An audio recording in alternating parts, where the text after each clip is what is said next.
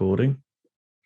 And I wasn't going to do this, but because we have had an issue, and I want to make sure people can catch this, I am going to go live on Facebook. Okay, now finally, we are now live on Facebook, and we have got the webinar going.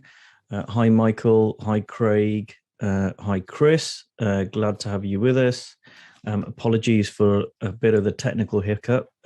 For some reason, Zoom has created 2 meetings for tonight as opposed to 1, and helpfully half the people have registered for one and half the people have registered for the other one. I have sent an email out, so I don't know if people have got that, but I have decided to go live on Facebook as well, just so that people can watch tonight. And that wasn't the original plan, but here we are. And finally, I'm happy to be joined by Peter. How are you doing, Peter? Yeah, doing good. Thanks, Ankush. Excellent. Well, I'm really excited about tonight's webinar. I don't do many of these anymore. I used to do a lot more of them. But I really wanted to do this with you because I think you're a fantastic role model for so many people in the group. You're someone who basically you've been coaching, or I think you got trained as a coach 4 or 5 years ago, but really, only started to make a commitment to it just over a year ago. And you've gone from someone who's had 2 or 3 coaching clients to, I don't know, 12, 13 or something, like whatever is full for you. Yeah. And what I love is that your clients are not people in the 3 principles community. Almost all of your clients, bar one, are small business owners, not coaches, small business owners and corporate leaders. Yeah. And you've made a huge shift and filled your practice in kind of the space of a year. And so I really wanted to just invite you on here and talk about some of the key lessons you've learned. Because I'm sure there are other people in the group who could potentially, who may be thinking, well, I'd love to do what Peter's done. I'd like to have that shift in my own coaching practice. And so yeah, I thought it'd be good to talk about it, and also, people are probably sick and tired of me talking and hearing the same stuff from me. It's always great to get someone else and have a different opinion and point of view. And so I really want to encourage and spend some, or have some time at the end of this webinar for people to ask questions, if that's okay with you. Sure. Yeah, no problem. So I've kind of given a bit of a brief introduction to you, but could you let people know in your own kind of words what's a little bit more of your background, and how did you end up becoming a coach from this understanding? Okay. Well, I started out from a career point of view in retail. After I left university, I spent a year working for a large supermarket company called Sainsbury's, and then I returned to Northern Ireland, and I spent my next 18 years working with my family, building a retail business in Ireland. Whenever I joined the company, we had 5 or 6 stores. Whenever I left in 2008, we had just under 25 stores, with probably around about 500 full-time and part-time staff across 25 different locations. The main reason I left was that I kind of managed to burn myself out.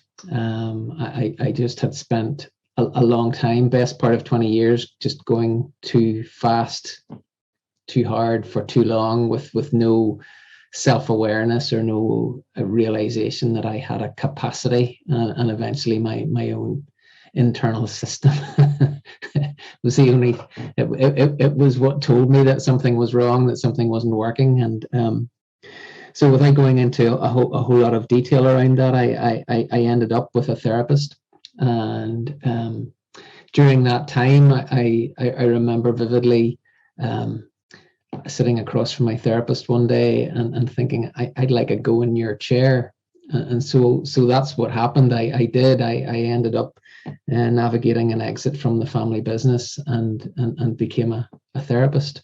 Did my training, spent loads of time working voluntarily to get experience, and then moved into private practice. And then in 2016, I realized that I suppose I just had this sense that I hadn't lost my interest in organizations and what happens when people come together to do interesting things to try and achieve something together. So I found my way into coaching, continued to do some coaching and some therapy, and then a couple of years ago found my way to the principles. And after discovering the principles, I started to do a lot of, I suppose, reading and researching, and ended up doing some training in 3 principles coaching. Did clarity training in the last year, but then as you know, about a year ago, I discovered you. And because of my interest in the principles, and because of my interest also, as I've mentioned in the past, just my interest in Steve Chandler and his approach, I found my way to you. And that takes us up to about a year ago. And so I know I asked you to have a think about and distill some of the key lessons, and you've come up with, I think, 6 key takeaways. And I don't even know if we'll get through all of them. Sure. But you very kindly produced a kind of a 2-page document which covers the 6 points. And if anybody wants those, if you're watching this on Facebook, just comment and leave your email address, or just go to my website and use the kind of contact me page and just send me a message, say, hey, can I have the PDF from Peter, and Peter will send that out to you. But I was wondering if we could go through some of those and share them with everyone, kind of real practical things that you've learned over the past year that maybe you didn't know, prior to a year ago. Yeah, no problem. Yeah. So you're happy for me just to kind of take those one at a time? Yeah, I think just dive in, and I think what we'll do is if anyone's got any questions as we're going through, please use the chat box or the comments on Facebook. I've kind of got my screen with both windows open, so I'll relay them to Peter.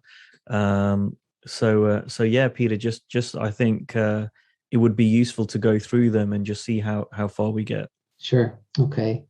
Well, I mean, the first one for sure is that made a difference for me was to get a coach. I mean, in the past, I'd never had regular coaching, not in the way that I've had with you over the last 12 months. I'd had a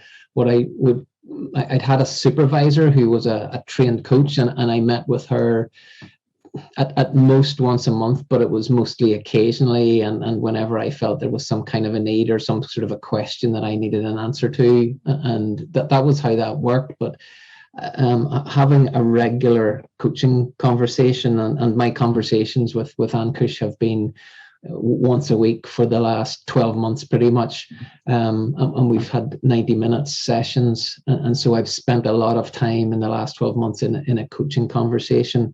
And there's nothing that quite focuses my mind with regard to my coaching business like these conversations, in terms of, I suppose, just it's been a space for me to ask questions, to bring my mistakes, to talk about the detail, and we've got into, because we've had so many conversations, we've been able to get into so much detail about, things like, having emails to send out to people, and you've been so helpful in terms of helping me to word emails in response to client or potential client requests or follow-up conversations with emails, and just I suppose what's been fascinating for me is just the level of detail that you've been able to take me into at a really, I guess, a granular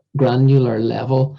And I think it's the detail that we've been able to get into that's made the difference, that's changed my process and how I work in terms of trying to enroll clients, having conversations with clients, trying to just serve clients powerfully. And so, yeah, having a coach has been hugely significant for me.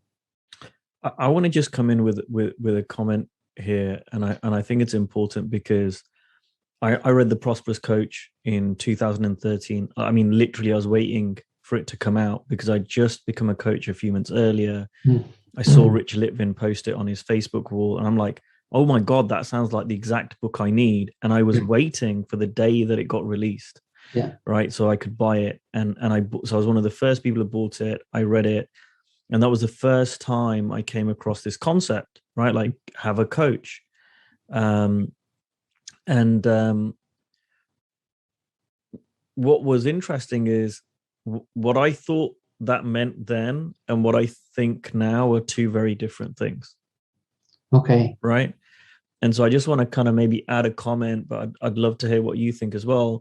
For me, over the years, I've come across people who've said, hey, Ankush, I listened to you, or I listened to The Prosperous Coach, and I got a coach, and I still haven't really, I haven't seen any benefit to it, or my business hasn't progressed, or, I'm still struggling. And I realized that this point of get a coach is not, for me, it's too general a statement. And I think for me, one level more specific than that is get a business coach, right? So I've coached people who've had coaching before, and it's more kind of life coaching, and that can be helpful. That's part of what my coach does for me, and it's part of what I do with my clients.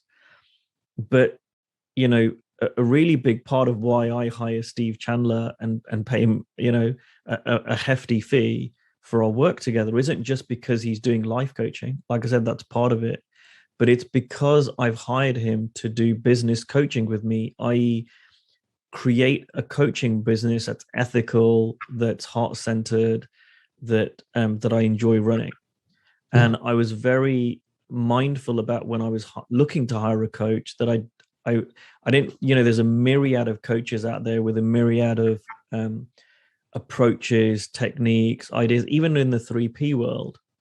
And I've got some wonderful 3P mentors, but I wouldn't necessarily hire them if my intention was to, grow my coaching practice or double my revenue. So I think that there is a distinction. I'm just curious what you think about that, and whether you agree or whether you disagree. Well, I agree. I mean, I think back to the conversations that I first had with you, and one of I guess the clear objective that I had was in hiring you was to build my practice, and a big part of the reason that I was drawn to you as a coach was I knew you had done that. And I knew you were doing what I wanted to do, and in some way you'd worked out how to build a coaching practice that was successful, and that was what I wanted. So so in a nutshell, that was a huge part of why we had our initial conversations, and during those conversations it became really clear to me that you were you were doing the stuff that made the difference, and you knew how to do that, and so yeah, absolutely. I think there's something there was something really specific about what I wanted to achieve, and so I was able to work out that I believed you could help me with that because of your experience, because of what you'd already done, because of what you knew. Yeah, and this webinar isn't necessarily about, oh, look how wonderful Ankush is, or hire Ankush. What I'd love people to take away from that point is that, when you're looking to hire a coach, do your homework. There are some wonderful coaches out there, and some of them are really great at certain things and not so great at other things. I'm not great at everything, or it's not necessarily a strength of mine. But if you're looking to hire a coach to help you grow your coaching practice, find someone who's a coach, right? It sounds obvious, but there are a lot of people who are actually just marketers, and aren't really coaches. So I would suggest find someone who's a coach, find someone who's got a track record, or has at least done it themselves, like you say, and test them out. And I think Sachin Sharma wrote a really great post in the group recently about what to look for in a business coach. And I would suggest people read that. And again, like I said, it's not about hiring me, but it kind of it breaks my heart. Well, maybe my 3P mentors would tell me off by using that language, but it kind of breaks my heart when I see people, really good people. I think this group is filled with such genuine, amazing coaches. And unfortunately, I hear stories of them. Well, I hired this person, I hired that person, and I spent a lot of money, and it didn't lead to any change. And it's not all down to the coach, but I would advise people just to be very mindful, and it's a big decision. So you don't. I would suggest people don't do things on trust or hope and luck, but do test people out and check them out. Yeah. What was your second point, Peter? Well, I suppose it leads on from this. What you've just been saying nicely is that, and the second point was that knowing stuff doesn't change anything. I mean, I've been doing courses for years and reading books for years, and I'd read The Prosperous Coach and many other coaching books, and I kind of in my head I cognitively or intellectually knew loads of stuff, but what I've found over the last 12 months is what I've really learned I suppose at an insightful level is that, and this may seem very, very basic, but you can have all of the information in the world, but unless you take action on it, nothing's going to change. And so when I entered into the process of being coached by you, I guess within myself, I had made a commitment that I was going to hear what you had to say. And when you offered me suggestions, I just knew I was going to go and do it. And I think largely, actually, I think there are very few suggestions or pieces of advice that you've given me that I haven't carried through on. And so knowing loads of stuff is just information, but unless I had actually, until I really started to put that into action in a meaningful way, nothing was really ever going to change.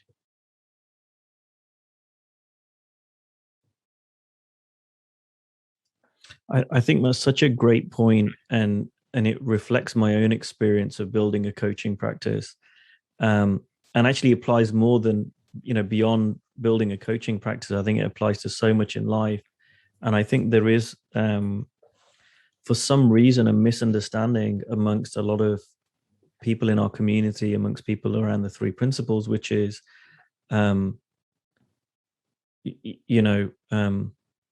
action has to be effortless, right?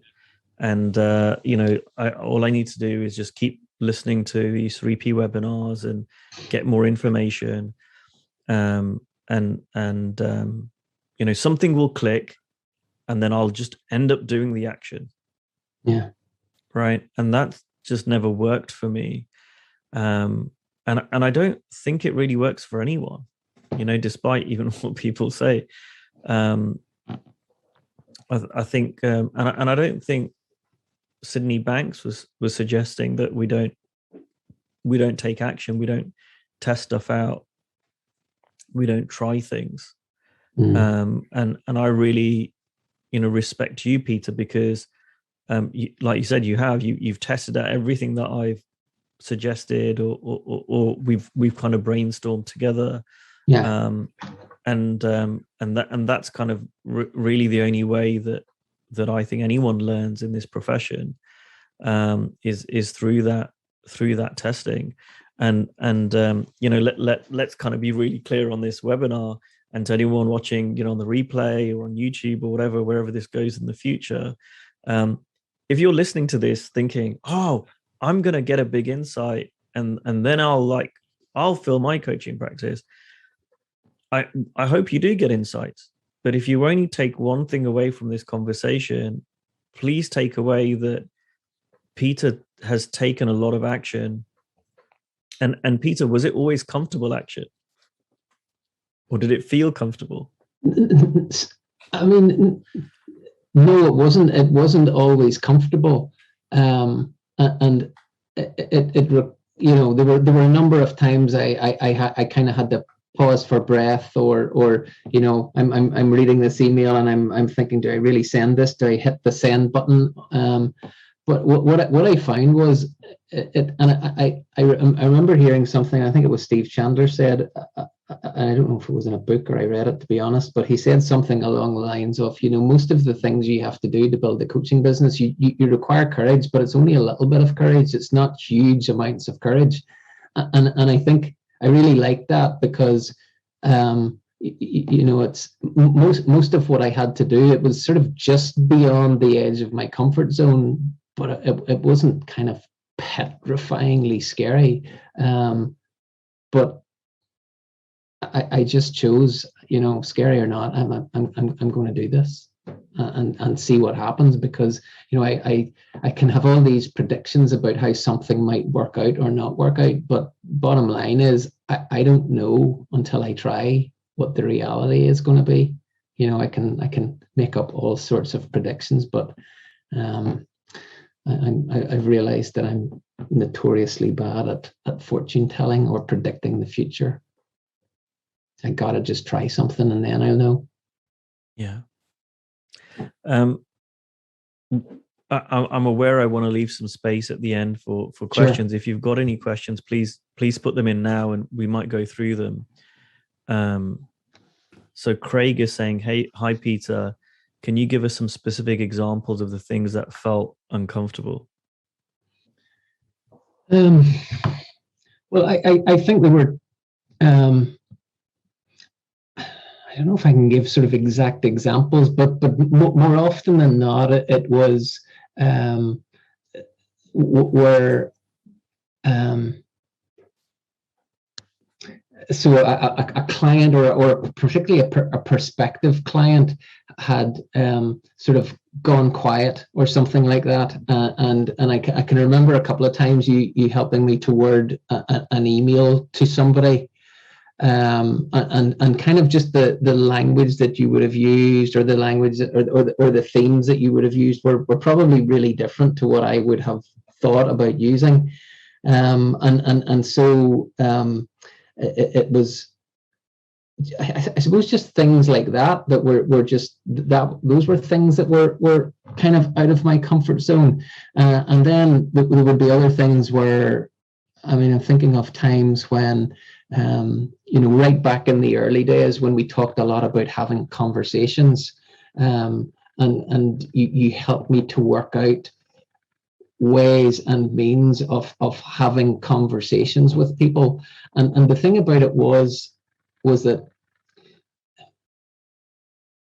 actually, if I'm really honest, when I went to do the stuff, most of the stuff that you encouraged me to do wasn't scary in and of itself. It was much scarier when I thought about it and I sat with my not knowing and my what if this happens and what if that happens. That was what made it seem actually scary. When it came down to actually taking action, most of it wasn't that scary, but still required a little bit of a stretch because it was new. So whether that was a reaching out to somebody that I hadn't had, I remember one of the things was you talked about, well, who have you coached before that you haven't spoken to in a while?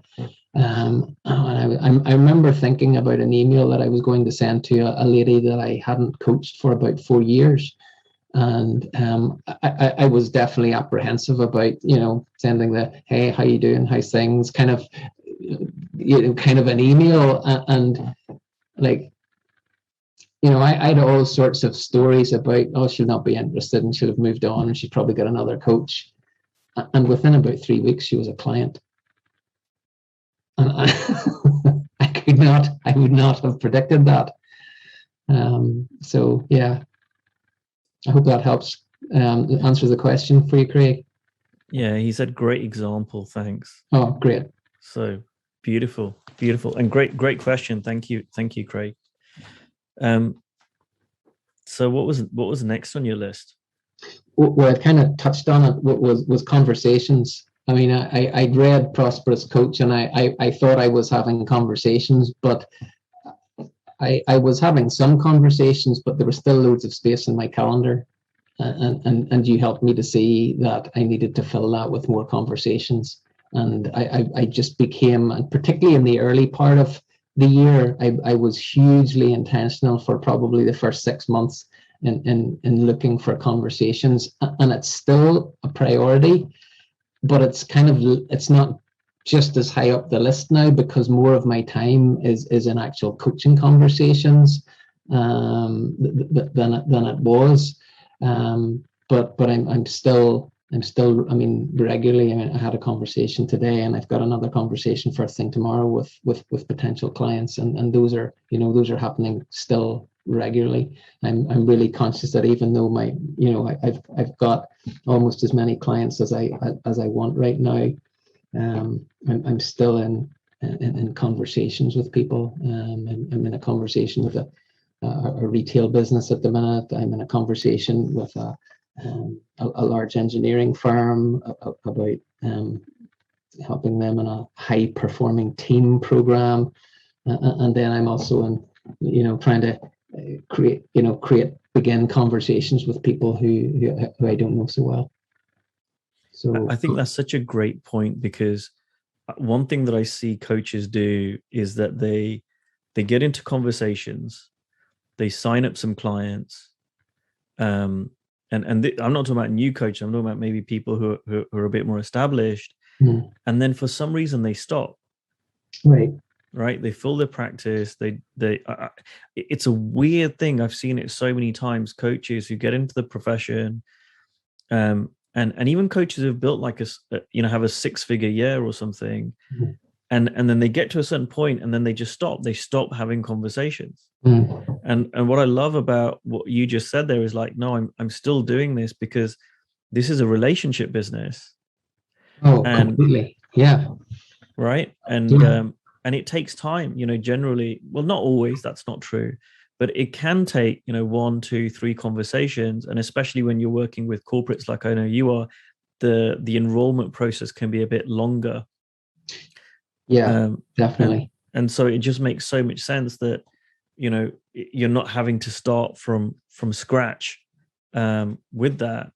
And actually what it can lead to, if you want, Peter, and we haven't discussed this, but if you wanted to, you could then start having people on a waiting list, or booking them in early. Okay, if you want to start with me, I'll put you on a list, and I've got an opening in January or an opening in February. Yeah. And I know that's kind of what Steve Hardison does. I think he's kind of booked out a year in advance now, and if people want to hire him, he says, right, my next opening is in a year, and then he books them in at that point. Yeah. Well, I'm not quite in that position yet, but that could be a while. But I mean, I just take the view that, and most of the clients that I have signed, I offer 3 and 6 and 12-month programs. Most of my clients start on a 3-month program currently, and so I'm always aware that 3 months is not that long. I've no guarantee they're going to continue or renew, so I need to just be aware that may become a gap that is available to be filled. So I need to continue having those conversations. Now, one of the things that is really interesting about you, Peter, and you're the only client I've coached who's used this system, and it's great because every client uses different systems. I've interviewed Sachin Sharma for this group, I think last year, and he uses Instagram. I've coached people who just create all their clients through giving talks. There's a million ways. But what's really interesting about you is that you've actually used a referral company who has got you leads. Could you say a little bit more about that? Yeah, I've used over the last number of months. I've used a lead generation company that has introduced me to people through the LinkedIn platform, and so that's a paid for service. And I guess I was drawn to that at the time, probably due to the pandemic. I mean, most of my clients prior to that had been in Northern Ireland, and all of the work had been face to face. I hadn't done any work remotely, and I suddenly had to shift, and I started to think that, wow, I mean, the whole world is actually potentially on the other end of a screen from me now, and so I started to think about ways and means that I could connect with people who I just wouldn't normally ever have the opportunity to connect with. And so probably over the last over the last 6 months, about a third of my clients have come from that, and so I've ended up working with a number of people in tech, people who have, they're mostly small, medium-sized companies. So a couple of people who have set up companies that sell software into much larger businesses, one that sells software into large retail businesses, one that sells software into large financial institutions. And I have, no knowledge of this industry, and would never have met these people, but I've had some fantastic conversations with these guys, and really been able to help them with some of the challenges that have been right in front of them. Also working currently with a senior executive in a kind of high-end recruitment agency as well. So met some really interesting people, and so that's something that I don't know if I'll continue that indefinitely. I'm not sure if I'll need to, but one thing that I have got from it is, my contract was for so many kind of conversations with what they call a qualified lead, and I got loads of practice having conversations with somebody that I'd never met before. And I can tell you that there's a process involved. There's a lot of learning, because at the start, I really wasn't very good at those conversations. And it took me several months before I enrolled my first client through that process. And now I've learned a lot through that process. And as you know, I've talked with you about the process I've been through with lots of those potential clients, and more of them are becoming clients now. So gave me a great learning opportunity. It's not a question of just, leads come. A lead is not a client. You've got to enroll, and I've got a lot of practice doing that through this process. Yeah, it's such a fantastic point, because I know I speak to so many coaches who say, I don't know who to talk to. I don't know who to talk to. And that's only kind of part of it. So you went out, you got a lead gen company. I've never had a client who's done that before. So it was interesting for me to see how that kind of was going to pan out for you. And it was expensive. Well, expensive is relative, but it costs thousands of pounds for you to do that. And what I wanted to get across in this webinar is that that might be an option for some people in the group. However, how many months? You said it was like several months before one of those people turned into a paying client. Yeah. I think it was between 3 and 4 months before I landed my first client, but since then I've regularly been enrolling clients through that process, through that system. Right. And I think that's the key point. And what I don't want is people to go away going, oh, right, I just need to get a lead gen company. They're going to go and get me qualified leads. And then, I'm going to have a full practice, because that's only part of the puzzle. And actually there is a system or a way of engaging with people that just is more effective in having them sign up with you. Yeah. Versus just kind of, all right, just show up. They're qualified leads, and now I just need to give them my price. Yeah. Craig's asked another question. Peter, have you gone for a particular target niche or problem/challenges you're focused on solving? I'm guessing that's with regards to this. Yeah, not at all. I mean, what I kind of specified was, I suppose there was a degree of comfort for me in that I felt as if my experience has been in that sort of SME kind of area, so small, medium-sized businesses. The only thing that I specified was I want the leads to be the people who can actually make the decision. I didn't want them to have to go off and get permission from their boss or from HR. I wanted to speak to leaders. I wanted to speak to owners. I wanted to speak to directors who were likely to be able to make the call, when they were in conversation with me. Fine if they wanted to go away and think about it, but I wanted to be in contact with the decision maker. Fantastic. If someone is interested in finding out more details, and I don't think we've got time to cover that, can they contact you and find out a bit more about who you use? If people contact me, I'm happy to speak about that and happy to share. I've only experience of one company that I've worked with, and I'm happy to share that information and pass on their details if that's something that anybody wants to follow up on. Craig's got a follow-up question. Are you focusing on selling one-on-one coaching or kind of training programs to the companies that you're talking to? I'm one-to-one coaching. I want to coach the person I'm in conversation with. Fantastic. If that leads to something beyond that, fine. But so far that hasn't materialized. I've only been coaching people on a one-to-one basis. So I engage with them relationally. I build a relationship. And hopefully that ends up as a coaching conversation, a paid coaching conversation. Excellent. What was the next thing on your list? I'm seeing if we can get through all of them. Sure. I think I want to go with the whole idea of slowing down. And this is something that I've been. Well, this has been a thing for me. I've been in such a hurry, so much of a rush to, I've always had my eye on somewhere that I've had to get to, and the consequences of that so often have been I haven't been present to what's been right in front of me.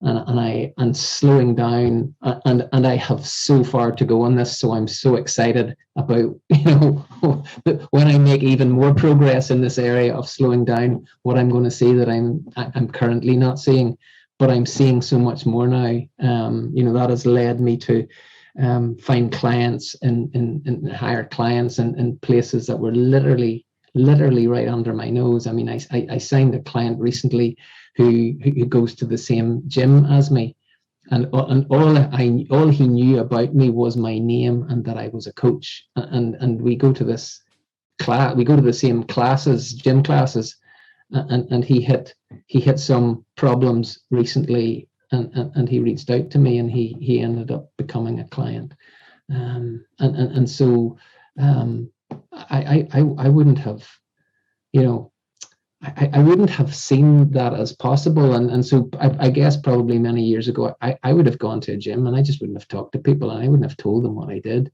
But just by slowing down and kind of I'll give you another example, just by slowing down and being myself,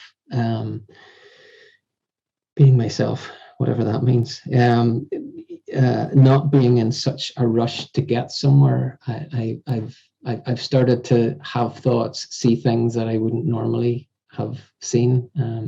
So another example is I signed up my first couple recently. I mean, I've done a lot of couple therapy over the years, and a particular couple contacted me, and they were looking for a therapist, and I said, no, I don't do that anymore. And I gave them the name of a therapist, and they came back to me a few months later and said, hey, that hadn't worked out. Have you space now? And I kind of was like, well, I kind of just paused for a few minutes and said, I don't do therapy anymore, but what I do might be able help you. And I kind of quickly passed some information about what I do as a coach. And I said, if you're interested in a conversation about that, let's set that up. And we had a couple of conversations.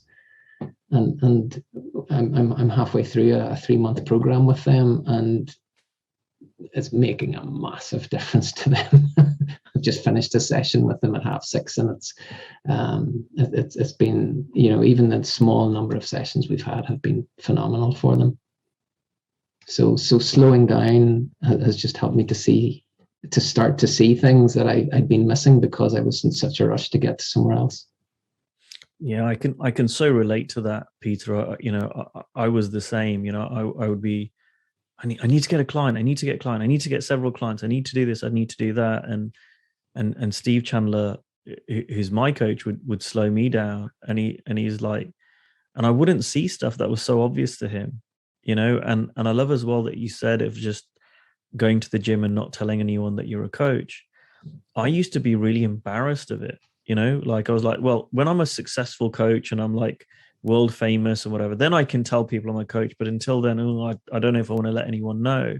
Yeah. And yet when I did, yeah, okay, some people weren't interested, but actually people were who I never imagined would be. Yeah. And it led to like the situation where I had people sign up with me or become clients who I never would have anticipated would become clients of mine.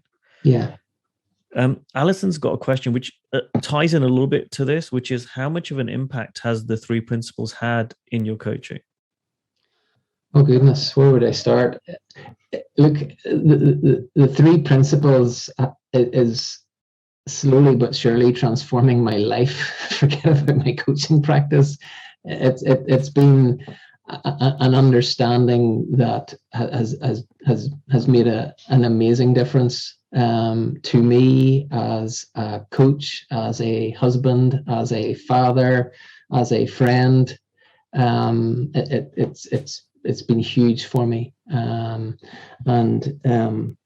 I mean, well, you know that it's impacting in my household beyond just me, because for those of the people listening who don't know, my wife has recently signed up with Ankush on his Powerful Women's program, and so my wife has not only she's not, I guess, privy to the day-to-day things of what go on in my coaching practice, but she sees what's happening in my life. She sees the difference in me as a person. And I just happened to mention to her one day that Ankush was running a program for women. Just, I don't know, it popped into my head, and I thought to mention it to her for no other reason than just to mention it. And I had no idea. The next thing she said to me was, could I go on that? It's like, I don't know. I just hadn't expected the question. So in answer to Alison's question, 3 principles has been huge, and continues to be. And the other, what excites me about that is I only discovered the principles 3 years ago. I only came across them. I'm only getting started with that, and so I'm really curious to see, where am I going to be in 2 years' time, 5 years' time, 10 years' time, as my understanding deepens. It's so beautiful, and I can really relate to that. So, I'm someone who came across the principles in 2012, and over the years, my brothers got into it. My brothers in this group, my sisters had mentoring / coaching from Keith Blevins. My mom and dad have been on a few training days, 3 principles programs, not for a few years, but they have been, and listened to Sydney Banks's audios. My aunt is in this group, my dad's older sister, and she's now doing a bit of work with the principles. My cousins in Canada have had some sessions with Keith Blevins. And then I go into my friends. The guy who was a best man at his wedding, he then got into the principles. He's in this group. And these are all people that I never would have expected. And I didn't try to let me introduce them to the principles, but it's the same thing as I started to change and shift, people started to notice that. Yeah. And it was almost like that's what does the speaking for us. And so many people I've known from before I was a coach have become clients. And I think the real reason that's happened is because of the change in me, like just how I show up differently in the world. Yeah. Yeah. Love that. Yeah, I love that. I can really relate to that. So, yeah. Beautiful, beautiful. I hope that answers your question. What was, I think we're on number 5 now, aren't we? I think there's a couple of things left. Yeah, well, we kind of touched. I maybe jumped to the last one. We kind of touched on number 5, and if we have time, I'll come back to it. But the last one, and it's kind of it's been a big one for me. But the point that I want to make is that a negative belief has never actually prevented me from taking action. And this kind of hit home for me.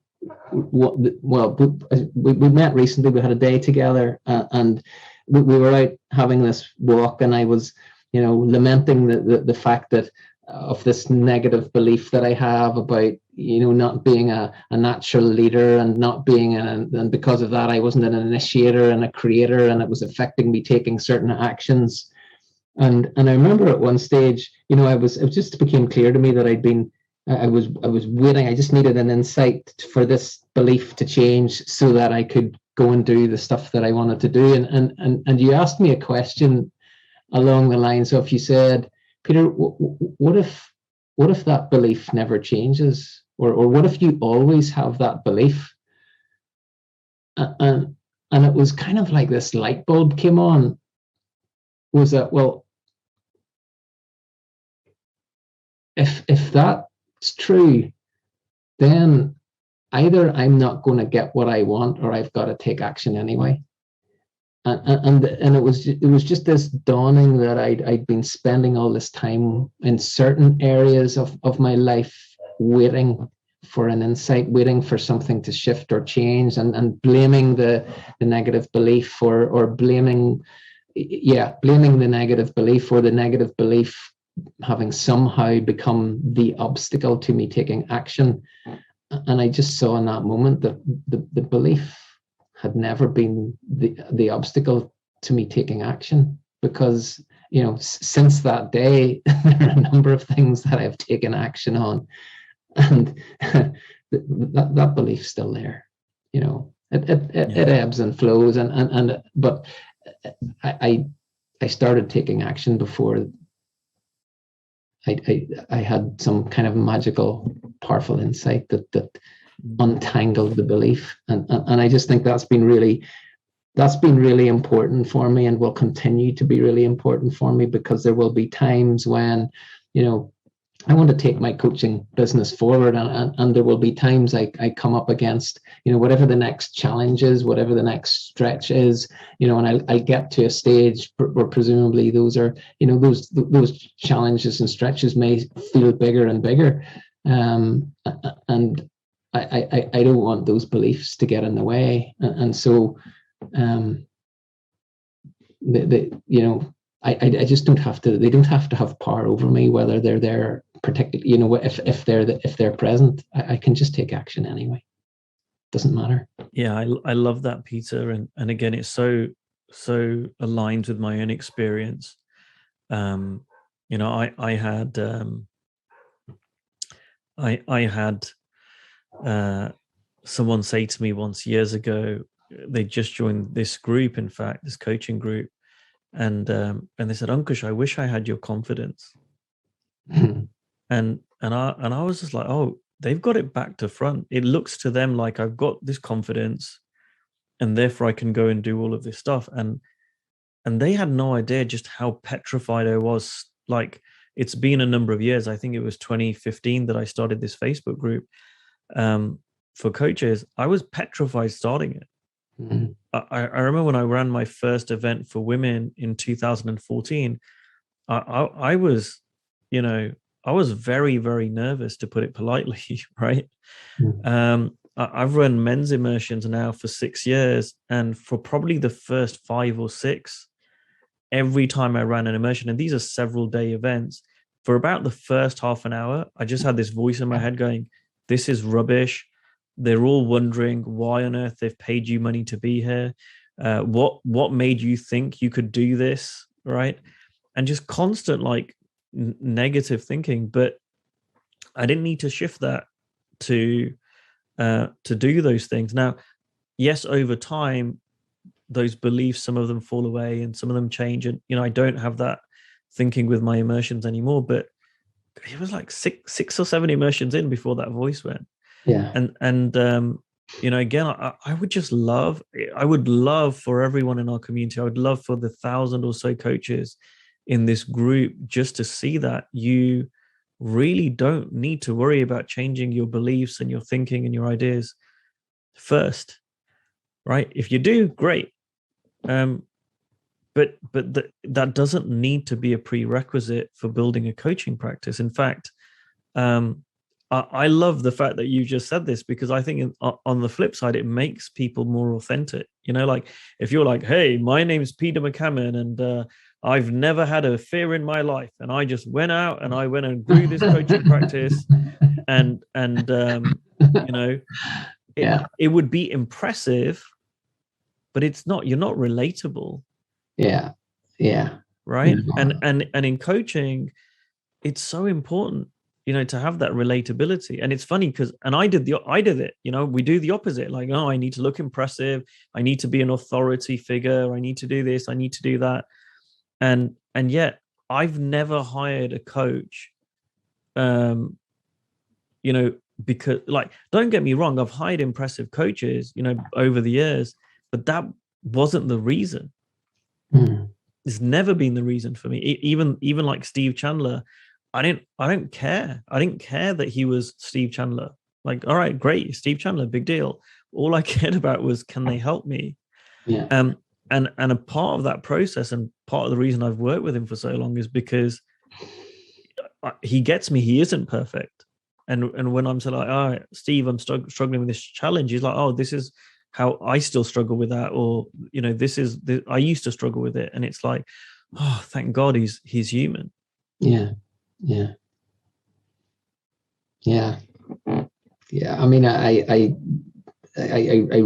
so get that, and in some ways, I don't know why I put it down last. In some ways, it is a really important thing, because as I talked earlier on about taking action being important, and I don't need to wait anymore.